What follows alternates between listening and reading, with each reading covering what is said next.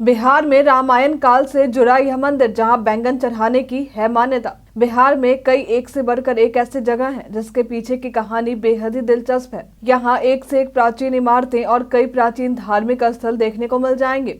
इसी में से एक है दरभंगा जिले के कमतौल स्टेशन से नजदीक अहियारी गांव में स्थित अहिल्या मंदिर, जो लोगों के बीच अहिल्या स्थान से प्रसिद्ध है। अहिल्या स्थान के पीछे की कहानी रामायण युग से जुड़ी है।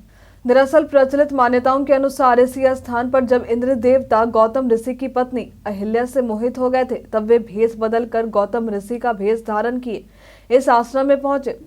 इस दौरान अहिल्या और अपने भाई रूपिये को देखकर गौतम ऋषि क्रोध में आ गए और अहिल्या को श्राप दे दिया। श्राप के कारण अहिल्या पत्थर बनी थी। उसके बाद त्रेता युग में जब श्री राम जनकपुर जा रहे थे, तो इसी क्रम में उन्होंने ऋषि विश्वामित्र की आज्ञा लेकर अहिल्या का उद्धार किया था। श्री राम ने पत्थर बनी अहिल्या को अपने चरण स्पर्श करवाए, जिसके बाद अहिल्या में जान आई थी। श्री राम के चरण से अहिल्या के हुए उद्धार का जिक्र आपको ब्रह्म पुराण में भी देखने को मिल जाएगा। यहाँ से महज 40 किलोमीटर की ही दूरी पर मां सीता की जन्मस्थली भी देखने को मिल जाएगी। आज से ठीक 400 वर्ष पूर्व में यहाँ दरभंगा के राजा द्वारा मंदिर का निर्माण करवाया गया था। इतिहासकारों के मुताबिक इस मंदिर का निर्माण दरभंगा के राजा छत्र सिंह द्वारा वर्ष 1635 के करीब में करवाया गया था। त्रेता युग से जुड़ाव रखने वाले इस स्थान पर बने मंदिर में आपको देवी अहिल्या, गौतम ऋषि और श्री राम, लक्ष्मण और मां जानकी के दर्शन करने को मिल जाएंगे। इस मंदिर में बैंगन चढ़ाने की मान्यता भी है।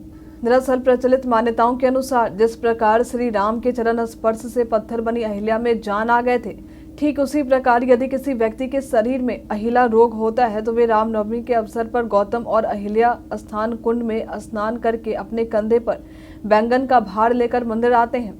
भक्त लोक कथाओं के मुताबिक यहाँ बैंगन चढ़ाते हैं, जिससे उनके शरीर को अहिला रोग से मुक्ति मिलती है। यदि आपको अहिला के बारे में जानकारी नहीं है, तो हम आपको बता दें कि यह इंसान के बाहरी शरीर में मस्सा जैसा दिखने वाला एक उभरी हुई आकृति का होता है।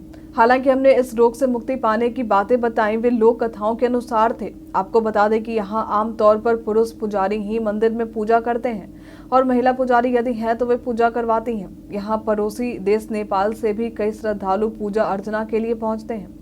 इसके अलावा यहाँ और भी कई ऐसे पर्यटक हैं जो सैर के लिए आते हैं। यदि आप भी धार्मिक स्थानों पर घूमने का शौक रखते हैं तो यहाँ आ सकते हैं। यह स्थान दरभंगा जिले में कमतौल स्टेशन के निकट ही अहियारी नाम के गांव में है। इसके अलावा यहाँ आपको और भी कई चीजें घूमने को मिल जाएंगी। यहाँ आने के बाद आप दरभंगा के राज किला की सैर कर सकते हैं। इसके अलावा कुशेश्वर स्थान और पक्षी अभ्यारण्य की सैर कर सकते हैं। साथ ही मां जानकी से जुड़े कई धार्मिक स्थलों पर भी जा सकते हैं, जो यहाँ से आपको कुछ ही समय की दूरी पर सीतामढ़ी जिले में देखने को मिल जाएंगे।